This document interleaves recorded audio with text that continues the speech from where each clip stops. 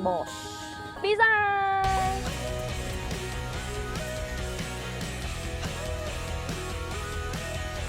Aduh, saya deg-degan, saya dipegang sama dia.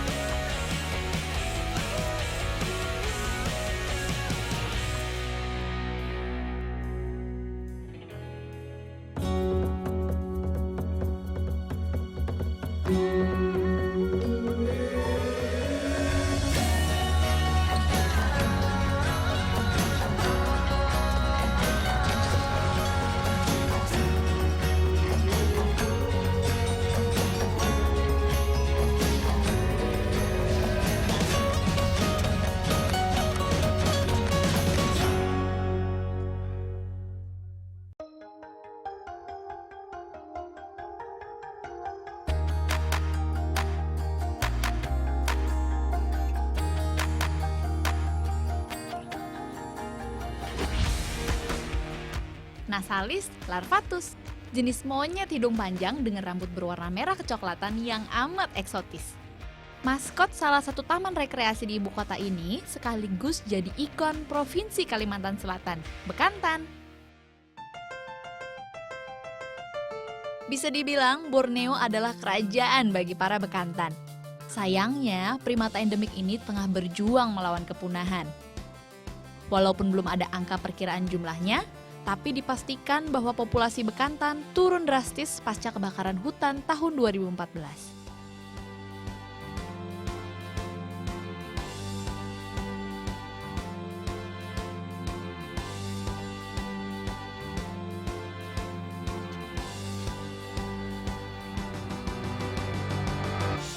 Halo Mbak dan Mas, apa kabar Mbak?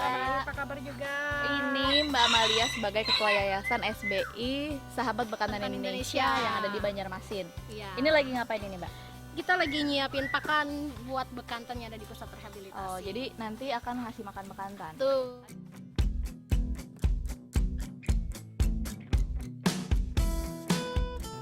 Nah ini Dapat untuk berapa? seekor sebenarnya kalau bekantan Bekantan makan aneka daun-daunan, buah-buahan, dan biji-bijian.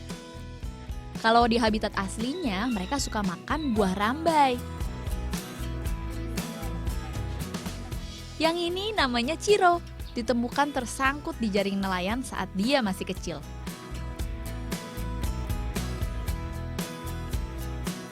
Lahap banget ya makannya.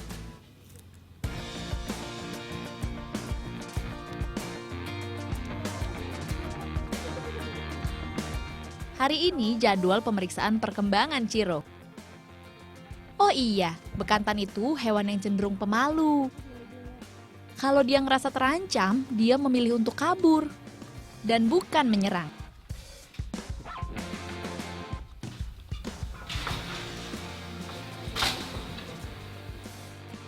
Ciro umurnya masih muda, makanya hidungnya belum membesar. Kalau nanti pas udah dewasa dan ternyata hidungnya paling besar di antara yang lain, Ciro akan jadi pemimpin kelompok di habitatnya.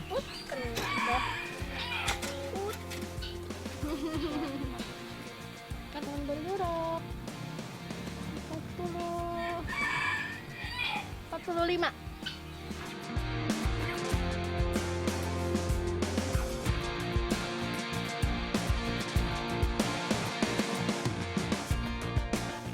Kayaknya Shiro lagi haus. Doyan jadinya dikasih vitamin padahal tapi seneng. Mbak, sebenarnya jadi SBI ini awalnya dibuat tuh gimana sih, kenapa dan tujuannya tuh apa gitu?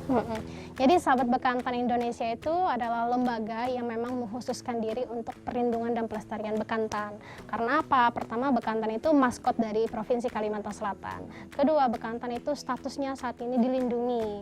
Jadi posisinya populasi bekantan selalu terjadi penurunan populasi khususnya di luar kawasan konservasi. berbagai macam faktor yang menyebabkan penurunan populasi. Oleh karena itu kita berupaya mengantisipasi dengan upaya-upaya pelestarian. Mbak, habitat asli bekantan yang paling dekat dari sini nih. Yang paling dekat dari sini nanti kita ke Pulau Curiak, jadi itu kawasan SBI yang kita kelola dijadikan stasiun riset bekantan. Nanti kita ke sana ya, karena aksesnya ya 30 menit aja dari sini. Langsung ke sana kita. Betul. Oke.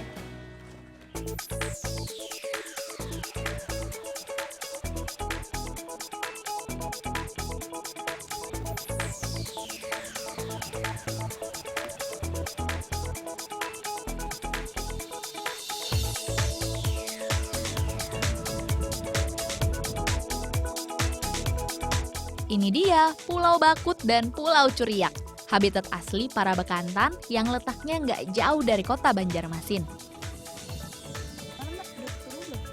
Iya tuh ada tuh yang di sebelah yang bekantan itu.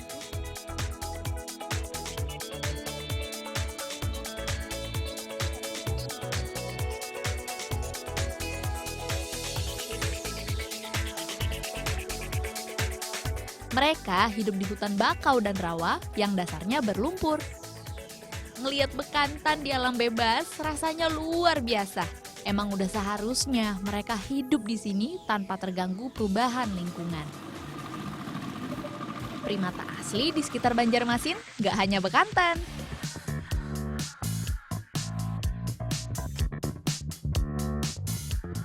Ada satu pulau yang dihuni sama ratusan kera ekor panjang.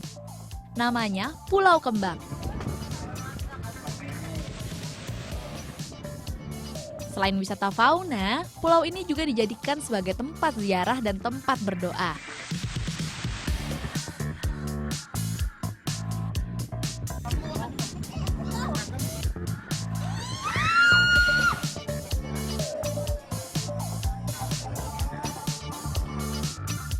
Saya udah siap bawa pisang dan kacang nih buat dibagi-bagi.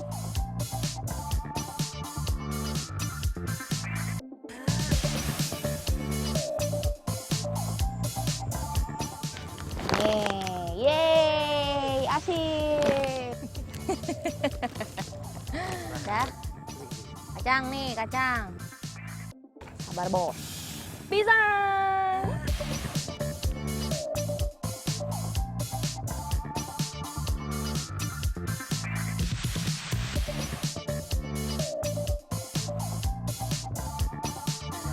Ini ada lagi. Dapat pisang. Asik.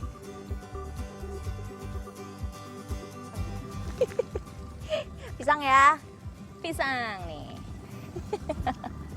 Aduh, deg-degan jadinya. Jadi antara deg-degan, tapi gemes, tapi takut juga, tapi penasaran gitu. Gitu deh kurang lebih rasanya jadi wisatawan di Pulau Kembang ini. Karena populasi monyet ekor panjang, aduh saya deg-degan, saya dipegang sama dia. Populasinya itu cukup banyak dan mereka tuh bergerombol. Kalau lapar, bisa ganas. Satu tas kalau mereka tahu isinya makanan bisa direbut semua, makanya harus hati-hati. Tapi kalau yang ini nih kayaknya si brother yang satu ini udah agak kenyang, jadi agak kalem.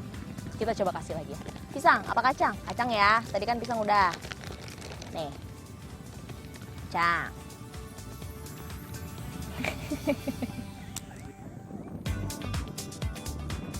Untuk sampai ke pulau ini, butuh waktu 20 menit dari pusat kota menggunakan perahu bermesin dan membayar tiket masuk seharga Rp7.500 per orang.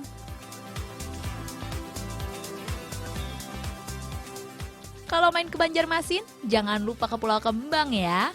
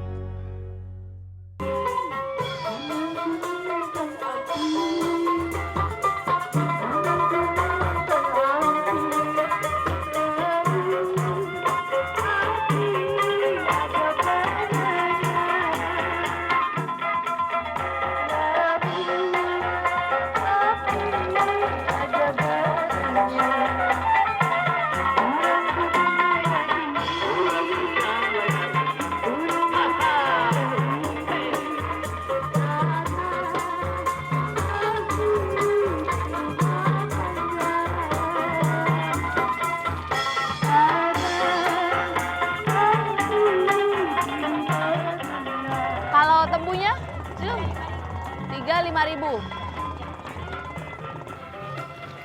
Wah. 2.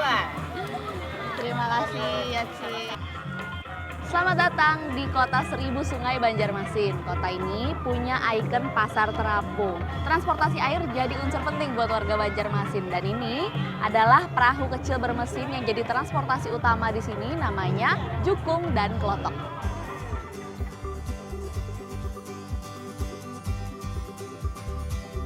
Penasaran dengan alat transportasi airnya Banjarmasin? Saya main ke Pulau Sewangi. Pulau ini markasnya para pembuat klotok dan jukung. Jalur utama menuju ke pulau ini menggunakan kapal feri dengan ongkos Rp1.000 sampai Rp2.000 per penumpang.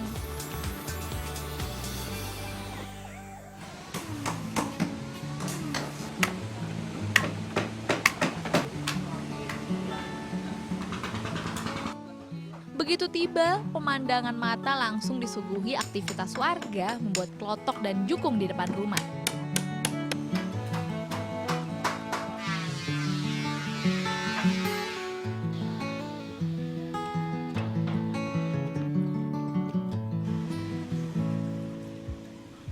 Bikin ukuran yang seperti ini, Pak.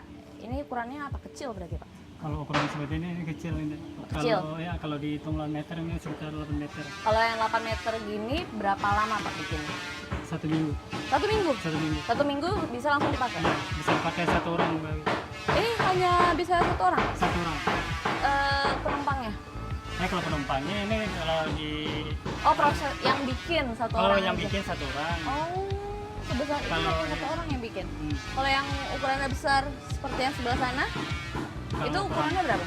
Kalau ukuran itu 10 meter lebih. 10 meter. 10 atau 11 meter. Berapa lama bikinnya? Itu hampir 20 harian. 20 harian. 20 harian. Yang 8 meter nih, tanpa mesin, harganya berapa Pak? Tanpa mesin 4,5 juta. Kalau yang 10 meter, Kalau yang 10 meter itu 9 sampai 10. 9 sampai 10 juta rupiah. Iya.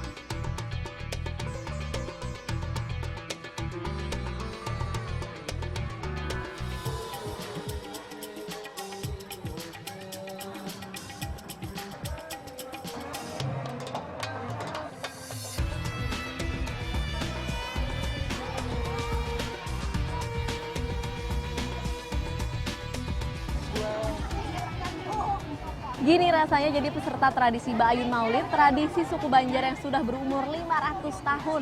Berdoa sambil diayun-ayun di atas ayunan yang sudah dihiasi sedemikian rupa pakai makanan ringan. Ini ada lemper, ada kue cucur, kue cincin, ada kue putri ayu, dihiasi daun-daun yang wangi-wangi, ada boneka, bahkan kalau dilihat tetangga-tetangga, ini ada yang masang uang 2.000-an, 5.000-an, pokoknya terserah sekreatif mungkin, semeriah mungkin. Kalau dalam bahasa Banjar, ini tradisi Baayun sendiri namanya artinya adalah berayun, dan Maulid itu adalah perayaan hari besar Maulid Nabi.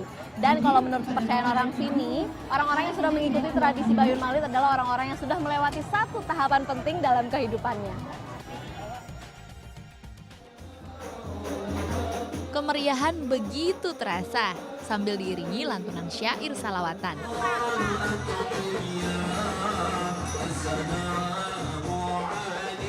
Hampir 500 orang peserta yang ikut ritual Baayun Maulid di Masjid Jami tahun ini.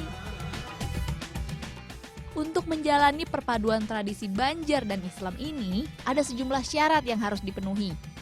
Salah satunya, ayunan harus terdiri dari 3 jenis kain yang berlapis.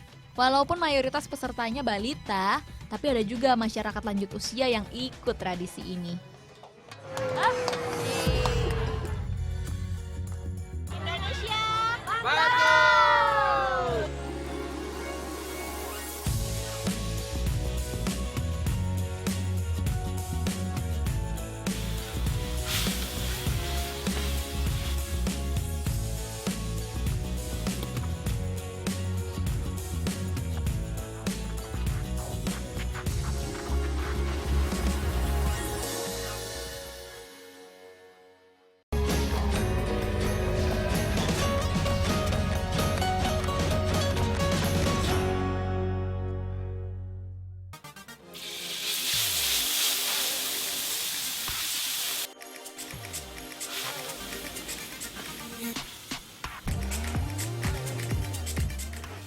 kekayaan alam Indonesia tambah beragam dengan banyaknya pilihan kuliner khas daerah di penjuru Nusantara.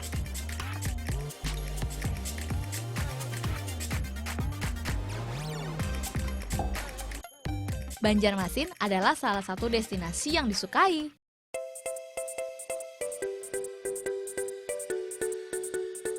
Perpaduan rasa yang gurih tapi agak manis dan cita rasa saus merah di berbagai sajian menjadi ciri khas hidangan Banjar.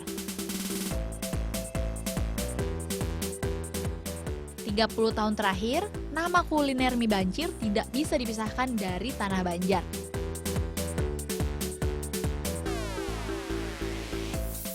Satu porsi mie Banjir ini harganya sekitar Rp20.000 hingga Rp30.000 per porsinya. Kalau main ke Banjarmasin, nyobain kulinernya soto Banjar kayaknya udah biasa. Makanya kali ini saya cobain kuliner yang agak berbeda, yaitu namanya mie Banjir. Mie Banjir ini sebenarnya mie kuning yang dimasak pakai bumbu khas Banjar. Isinya bawang merah, bawang putih, jahe, dan juga aneka ragam rempah yang dikeringkan. Habis itu kuahnya ini adalah kaldu ayam kampung. Yang bikin unik dari mie Banjir ini adalah penyajiannya. Karena mie Banjir ini dibilang mie kuah bukan, dibilang mie goreng juga bukan. Makanya setengah-setengah alias banci. Kalau dalam bahasa Banjar itu bancir, mie Banjir gitu. Habis itu kalau dipakein telur, telurnya itu harus telur bebek, bukan telur ayam. Dan ayamnya ayam kampung, bukan ayam negeri. Itu yang bikin unik. Kalau rasanya sendiri nggak jauh beda dari kuliner Banjar lainnya kayak soto Banjar. Rasanya gurih tapi ada manis-manisnya. Minumannya ini namanya es campur galuh bungas. Dalam bahasa Banjar, galuh itu perempuan, bungas itu cantik. Jadi penggambaran wanita Banjar yang cantik dalam sebuah minuman. Tapi kalau isinya sendiri, ini ada susu kental manis, kemudian sirup, lalu ada selasi dan nata de coco yang dicampur dalam satu minuman, dikasih es dan atasnya dikasih buah ceri biar makin cantik. Rasanya sendiri manis, tapi nggak terlalu manis, jadi pas di lidah, apalagi tambah mie Banjar. Mantap!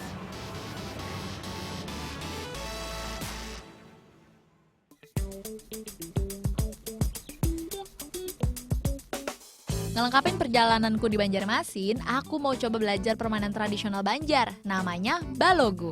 Kawan tiga. Yes.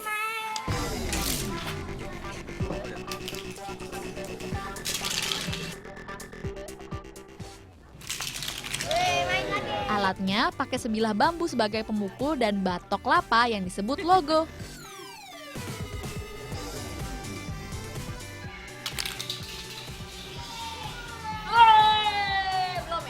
Mainnya di lapangan seluas 10 hingga 15 meter dan dibagi menjadi 2 kelompok. Kelompok yang paling banyak mengenai sasaran, dia yang menang.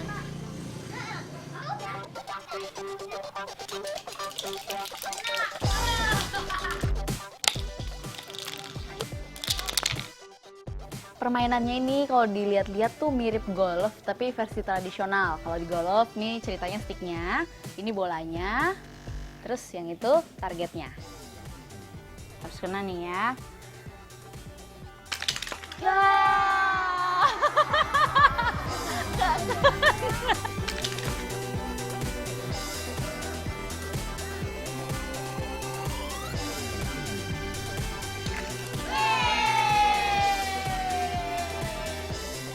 Wah, emang gak ada habisnya deh indahnya tanah air. Rasanya makin banyak tempat yang aku datangi, makin aku jatuh cinta sama negeri ini. Indonesia bagus.